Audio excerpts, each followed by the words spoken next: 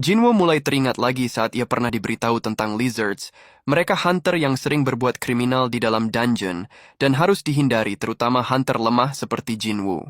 Kita kembali ke scene di mana Jinwoo dan Jinhoo terjebak dalam ruangan bos karena dihianati oleh party Dongsuk. Menurut Jinwoo keluar dari sana adalah hal mudah, tapi yang menjadi masalah sekarang bos itu sudah bangun. Jinwoo mengamati bos tersebut yang sepertinya cukup berbahaya, tapi bila dibandingkan dengan monster Double Gate, sepertinya bos laba-laba itu bukan masalah besar baginya. Akhirnya Jinwoo maju untuk menghadapi bos tersebut, dan menyuruh Jinhoo untuk diam. Tapi Jinhoo mengatakan bahwa saat ini mereka harus memikirkan cara kabur daripada melawan bos itu. Jinwoo merasa tekanan dari bos laba-laba tersebut tidak berarti sama seperti dua bos yang dia sudah lawan sebelumnya. Dengan tersenyum Jinwoo menyerang bos tersebut dengan sangat cepat. Setelah beberapa serangan dia yakin bahwa ia dapat mengalahkan bos tersebut.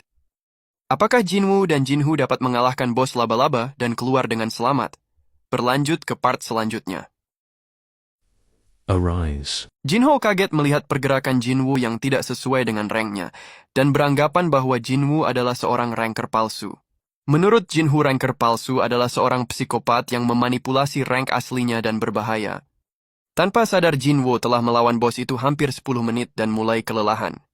Jinwoo pikir menggunakan pisaunya yang mempunyai efek pelumpuhan dan berdarah bisa segera mengalahkan bos laba-laba tersebut. Tapi bos itu masih bisa menyerang dengan trik-trik tersembunyi yang membuat Jinwoo mundur. Akhirnya Jinwoo menyimpulkan bahwa ia harus menggunakan kecepatannya.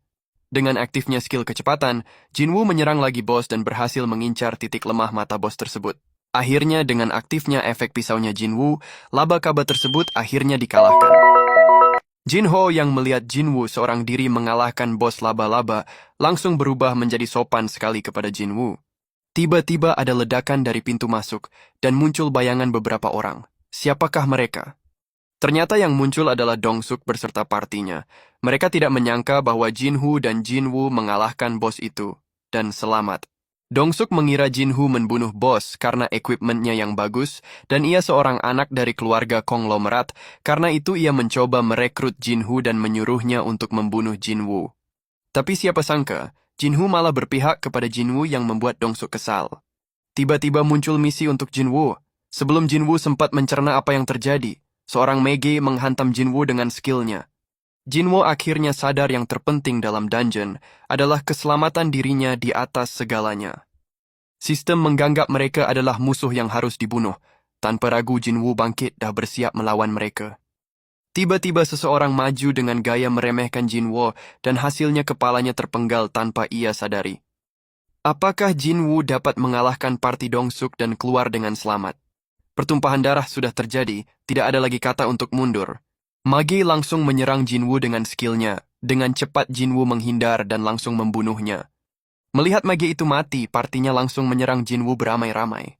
Dengan cepat Jinwoo mulai menghabisi mereka satu persatu, berkat efek pisau Rasaka yang melumpuhkan dan berdarah memberikan kemenangan mudah bagi Jinwoo. Sekarang tinggal tersisa Dongsuk seorang, tapi dia tak menyerah dan mulai menggunakan skillnya untuk menyerang Jinwoo. Saat Dongsuk mendekat, Jinwoo langsung menangkap mukanya dan menghantamkan kepala Dongsuk ke lantai. Dongsuk kebingungan apa yang membuat dirinya sampai terkapar di tanah, tapi ia menyadari Jinwoo lebih kuat darinya dan meminta nyawanya diampuni. Sebelum Dongsuk selesai berbicara tentang adiknya, dengan kilat Jinwoo memenggal kepala Dongsuk. Jinho sampai terhok-hok melihat kejadian itu. Lalu mereka berdua keluar dari dungeon itu. Washington, Amerika Serikat. Siapakah orang ini? Apakah ia ada hubungannya dengan Dongsuk? Di Serikat Hunter Korea, manajer Jin Chul sedang membahas tragedi dungeon rank C yang menewaskan 8 orang dan hanya 2 yang selamat. Ternyata itu dungeon yang baru saja diselesaikan oleh Jinho dan Jinwoo sebagai 2 orang yang selamat, tapi Dongsuk sebagai salah satu korban, ternyata punya adik seorang rank S yang menarik perhatian Jin Chul. Adegan berpindah di mana Jinwoo sedang ngebir bersama adiknya, lalu ada notifikasi yang mendetoks kandungan alkohol dalam tubuh Jinwoo. Ternyata itu adalah hadiah skill anti racun yang Jinwoo dapat dari pembangkitan gandanya. Lalu muncul ide untuk Jinwoo meminum racun Rasaka dan mendapatkan efek samping pengurangan serangan fisik. Tiba-tiba adiknya memberitahu kalau Jinwoo mencarinya di telepon. Ternyata Jinwoo ingin mengajak Jinwoo untuk penyerangan dungeon lagi. Sebelum Jinwoo selesai menjelaskan, Jinwoo langsung menolak tawaran Jinwoo. Jin Hoo ingin Jin Woo menyerang 19 dungeon lagi, agar dia bisa dapat menjadi ketua guild yang didukung oleh perusahaan ayahnya yang seorang konglomerat. Akhirnya Jin Woo mencoba mendengarkan, dan saat ia melihat kontraknya, Jin Woo sampai kaget. Arise. Saat Jin Woo dan adiknya akan berlari bersama, Jin Woo mengatakan apa yang akan mereka beli bila mendapatkan 3 miliar won. Ternyata 3 miliar won adalah imbalan yang akan Jin Woo dapat berupa gedung setelah mereka menyelesaikan 19 dungeon. Jin Woo akhirnya menerima mengingat jumlah yang besar dan mengajukan satu syarat yaitu hanya mereka berdua yang masuk ke setiap dungeon. Washington, Amerika Serikat. Terlihat seseorang bersama asistennya membicarakan akankah bermasalah besar bila ia membunuh orang di Korea. Ternyata orang itu adalah Hwang Dong-soo, seorang hunter rank S di Amerika, yang merupakan adik dari Hwang Dong-suk, dan akan segera ke Korea dalam 2 minggu untuk membunuh Jin Woo dan Jin Hoo. Kembali kepada Jin Woo. Jin Woo mendapatkan kunci menuju dungeon setelah ia menyelesaikan misi harian 2 kali limit yang ada dan akan menggunakan kunci tersebut. Saat Jin Woo masuk ke dalam dan memperhatikan keadaan, dari kejauhan terlihat monster yang mendekat ke arahnya. Bersambung ke part selanjutnya. Arise. Jin Woo merasa bahwa kelangkaan kunci tersebut adalah rank S, seperti Pulau Jeju Dungeon Semut, atau seperti Double Dungeon yang pernah ia lewati. Kembali pada Jin Woo yang sedang melawan Cerberus. Jin Woo sebenarnya hanya penasaran akan dungeon dan monster yang ia hadapi. Apakah kemampuannya sudah bisa menyelesaikan dungeon S tersebut? Ternyata serangan Jin Woo tidak berefek sama sekali dan makin meyakinkan dirinya bahwa dungeon tersebut rank S. Akhirnya Cerberus mengaktifkan skillnya dan langsung menyerang Jin Woo dengan ganas. Tak disangka Cerberus berhasil menggigit putus lengan Jin Woo dan mengakibatkan Jin Woo sekarat dan hampir mati. Sebelum Cerberus menyerang lagi, Jin Woo mengaktifkan hadiah misi harian pemulihan dan berhasil menahan serangan tersebut lalu menyerang balik dengan segenap kekuatannya. Jin Woo menyadari belum saatnya ia untuk meneruskan masuk dungeon tersebut dan keluar untuk saat ini. Di tempat lain kita melihat ada 2 orang yang sedang berbicara tentang sesuatu. Bapak tua itu ingin agar anak muda itu membunuh orang untuknya dan ternyata anak muda itu seorang Hunter B dari serikat yang siap untuk melakukannya. Scene dibuka dengan memperlihatkan 2 orang yang sedang berkendoria. Saat mereka selesai, ternyata salah satunya adalah Tuan Song dan sedang mengobrol dengan muridnya yang seorang Hunter Rank S. Sesaat ada panggilan dari serikat untuk Tuan Song masuk dalam gate. Dalam perjalanan menuju gate tersebut, Tuan Song bertemu dengan seseorang yang ia kenal dan ternyata itu Jin Woo. Tuan Song kaget dengan perubahan Jin Woo yang baru beberapa bulan dan terlebih kaki Jin Woo masih utuh. Jin Woo mengatakan saat ia tersadar kakinya masih ada dan prihatin melihat keadaan Tuan Song yang kehilangan tangannya. Saat mereka berdua sampai di depan gate, mereka cukup terkejut karena member partinya ternyata orang-orang yang selamat dari double gate sebelumnya. Terlebih Juhi yang sangat senang melihat Jin Woo sangat berbeda sekarang. Tiba-tiba datang sebuah mobil yang membawa para narapidana muncul di hadapan mereka, termasuk orang yang disewa untuk membunuh di part sebelumnya.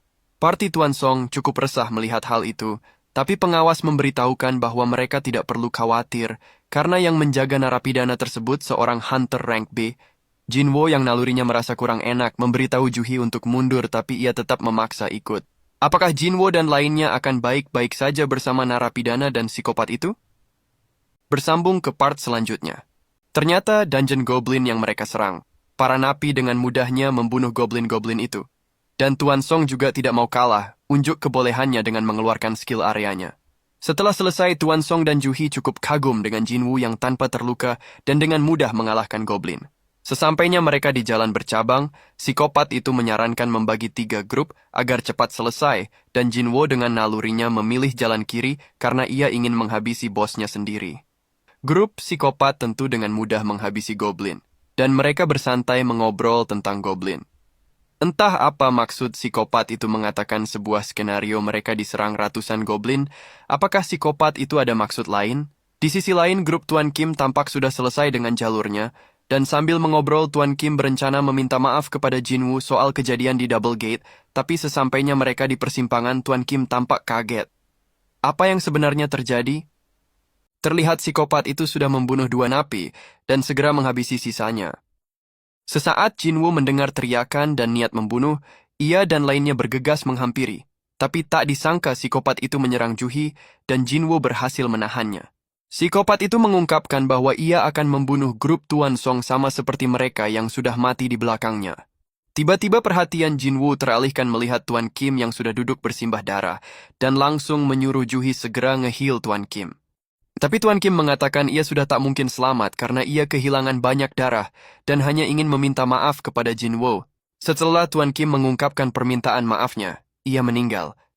Saat Jinwoo bertanya apa psikopat itu yang membunuh Tuan Kim, psikopat itu mengelak dan mengatakan itu monster dan akan membuat laporan bahwa napi yang membunuh mereka dan napi dibunuh goblin, lalu hanya dia seorang yang selamat. Saat Jinwoo akan maju, Tuan Song mengatakan bahwa dirinya yang akan melawannya dan meminta Juhi memberi buff pada dirinya. Apakah Tuan Song dapat melawan psikopat tersebut dengan bantuan buff Juhi? Nantikan part selanjutnya.